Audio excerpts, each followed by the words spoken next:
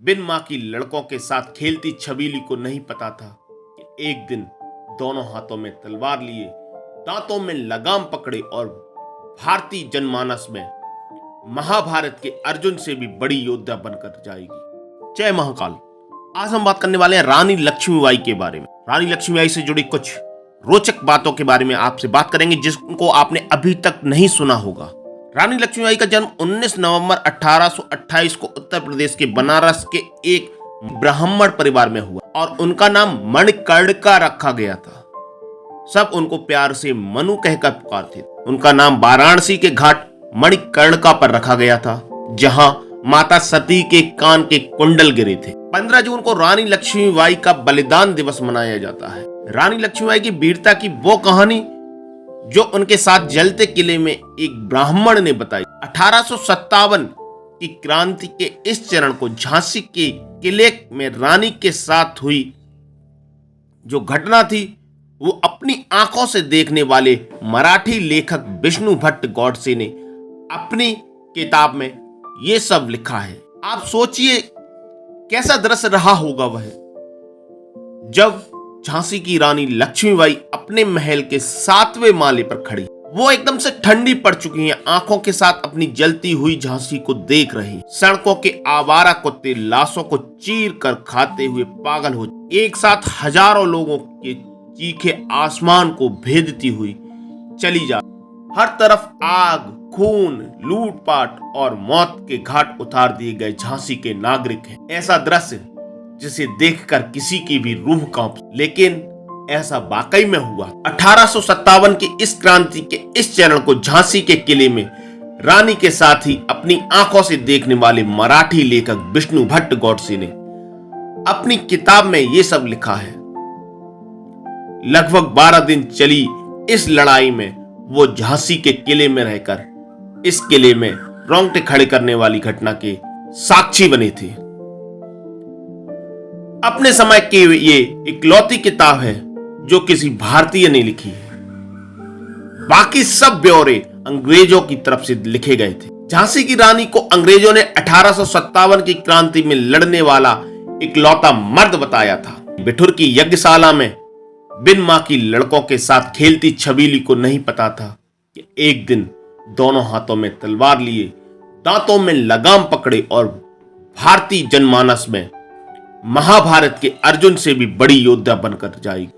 छबीली बिल्कुल अपरंपरागत तरीके से पली बड़ी, अपने पिता के साथ बाहर जाती, घुड़सवारी सीखती, तलवार चलाना सीखती। जब वह 13-14 साल की हो गई तब उनके पिता को एहसास हुआ कि छबीली की शादी करना कितना मुश्किल काम है। छबीली की कुंडली जहां भी भेजते वहां कुछ न कुछ दिक्कत मिलती। आखिर में गंगाधर राव से छबीली की कुंडली मिली और उनकी शादी कराई गई। एक विवाह कर चुके गंगाधर को बेटा चाहिए। विष्णु भट्ट लिखते हैं, गंगाधर बाबा ने छबीली को नया नाम और पहचान तो दी, लेकिन उसे कड़ी निगरानी में रखा। बचपन में पिता के साथ बाहर घूमने वाली लक्ष्मी का बुरा असर पड़ा और उनका व्यवहार भी अजीब हो। गंगाधर की मृत्यु के बाद लक्ष्मीबाई के हाथों में झांसी को संभालने की जिम्मेदारी, लेकिन तब तक वो वैसी रानी नहीं थी जैसा हम उन्हें जानते हैं। उस वक्त वो पूजा पाठ किया करती थी। ब्राह्मणों को हर रोज दान करना उनकी दिनचर्या का हिस्सा थी। उन्होंने अंग्रेजों से दरख्वास्त की थी कि उन्हें काशी जाने दिया जाए।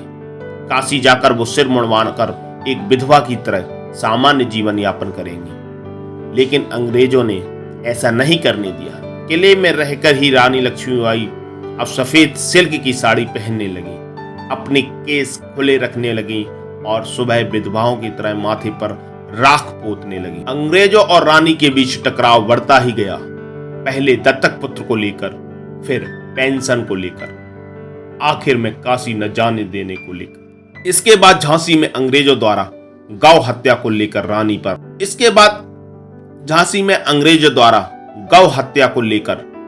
रानी का पारा 7वें आसमान पर चढ़ गया। इन सब चीजों ने रानी का आघात पहुंचाया और वो बागी बनने पर मजबूर हो। चलता हुआ झांसी का किला और 11 दिनों तक बेचैन रानी। विष्णु भट्ट लिखते हैं कि अंग्रेजों ने झांसी को घेर लिया।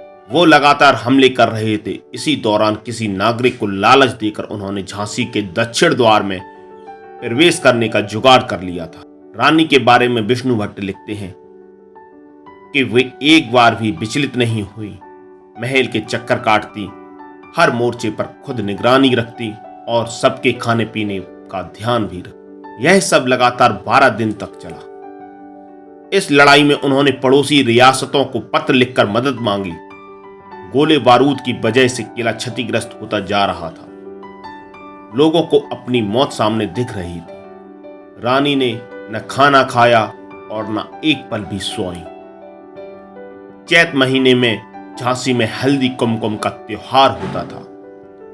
इस बार इसकी उम्मीद नहीं थी, लेकिन जब रानी को लगा कि झांसी वालों की ये आखिरी चैत हो सकती है, तो उन्होंने त्योहार का वो इंतजाम कराया जो कभी हुआ ही। आयोजन के बारे में लेखक ने लिखा, ऐसा आयोजन उन्होंने अपनी जिंदगी में कभी नहीं देखा। आखिरी दिनों में उनके ही किसी व्यक्ति ने उनसे धोखा किया और कहा कि अंग्रेजों का मनोबल टूट गया है। इतने दिन में झांसी के किले की से कोई जवाबी हमला न होने की वजह से वे झांसी छोड़कर जाने लगे। ये सुनकर रानी ने राहत की सांस ली, नहाई, खाना खाया और पहली बार मुस्कुराते हुए सोने चली गई। 11 दिनों बाद सेना ने अपनी रानी को ऐसे देखा तो सब खुश हुए, लेकिन ये खबर झूठी निकली। अंग्रेज वहां से हटे नहीं थे, बल्कि वे दूसरे गुप्त रास्तों से झांसी के महल में प्रवेश कर गए थे। और फिर रानी ने खुद को किले में शहीद बम से उड़ाने का फैसला किया। रानी को जब यह पता चला तो उन्हें आघात पहुंचा और वे इस सारी मारकाट की जिम्मेदार खुद को मानने लगी। उस रात पहली बार रानी की आंखों में आंसू आए। सबको किला छोड़कर जाने के लिए कहते हुए तय किया कि खुद को महल के साथ बम से उड़ा लेंगे। रानी की यह हालत देखकर विष्णु लिखते हैं कि यह बेहद ही कमजोर और भावुक पल था। एक बुजुर्ग सैनिक के समझाने से रानी मानी और 200 लोगों के साथ कालपी चल पड़ी। विष्णु भट्ट ने रानी को उनके प्रिय सफेद घोड़े पर बाहर जाते हुए देखा था। इस समय रानी ने अपने दत्तक पुत्र को अपनी पीठ से बांध लिया था। घोड़ों की अच्छी परख के लिए रानी पूरे देश में मशहूर थी। तात्या टोपे से मिलने कालपी जाना और महावरी के समय फूट फूट कर रोना। एक स्त्री होने के नाते मेरे लिए सबसे ज्यादा मुश्किल ये जानना रहा कि जो रानी 12 दिन की लड़ाई में एक भी आंसू नहीं बहा रही थी, वो महामारी के चलते फूट फूट कर रोई। दरअसल लगातार 24 घंटे घोड़े पर दौड़ती रानी सहेली झलकारी बाई के साथ जब कालपी के पास पहुंची, तब उन्हें महामारी आ गई। झांसी का महल छोड़ते समय रानी ने सिर्फ 1 रुपया लिया था। उनके पास कपड़े खरीदने के भी पैसे नहीं थे। इस स्थिति ने उन्हें कमजोर महसूस कराया। सफेद पोशाक पहनने वाली रानी महामारी के वक्त मर्दों के बीच बैठी थी। बाद में तात्या टोपे ने उनके लिए कपड़ों का इंतजाम कराया। यहां से भी अंग्रेजों से रानी ग्वालियर की तरफ गई। वहां के राजा को लड़ाई के लिए मनाने की कोशिश की। नहीं मानने पर वहां के राजा को हराया, सेना को इकट्ठा किया, फिर अंग्रेजों से लड़ाई की। यहीं पर रानी की वो तस्वीर बनी जिससे दोनों हाथों से तलवार भांजते, दांतों से लगाम पकड़े रानी चंडी का अवतार नजर आई। इस लड़ाई में रानी की हार हुई और वो वीर गति को प्राप्त हुई, लेकिन रानी की इच्छा अनुसार उनका सब अंग्रेजों के हाथ नहीं लगा। विष्णु भट्ट ने आंखों देखी इस लड़ाई का जो जिक्र किया है, वो पढ़कर शरीर में रोमांच भर आता है। लक्ष्मीबाई सिर्फ तलवार भांजने वाली योद्धा नहीं थी, जनता के प्रति उनके मन में असीम स्नेह था। रानी ने जीवन का पहला और आखिरी युद्ध अंग्रेजों के साथ ही लड़ा था। किसी को भी ये उम्मीद नहीं थी कि रानी ऐसी जबरदस्त फाइट रखेंगी। विष्णु भट्ट ने लिखा है कि रानी रोज खूब कसरत करती थी। उनके घोड़ा कुदाने के अभ्यास को देखने जनता पहुंच जाती थी।